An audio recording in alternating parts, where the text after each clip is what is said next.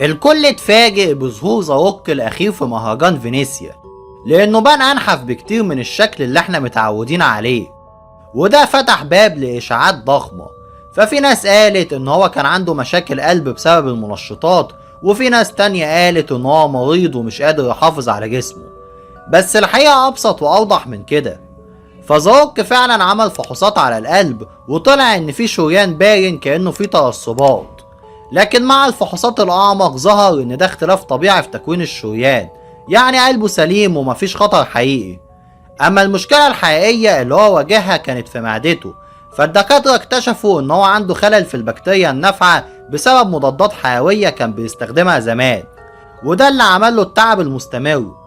ومع العلاج الطبيعي والأكل الصحي والبروبيوتيك بدأ يرجع أحسن من الأول. والأهم من كده سبب خسارته الكبيرة للوزن مش مرض، لكن بسبب تحضيره دوره الجديد في فيلم ذا سماشنج ماشين اللي بيجسد فيه بطل MMA مارك كيرو. الشخصية دي محتاجة جسم ناشف ورشيق وسريع، مش الحجم الخرافي اللي احنا متعودين نشوفه بيه. علشان كده عمل داون سايزنج محسوب جدا، ودي خطوة مهنية مدروسة مش أكتر.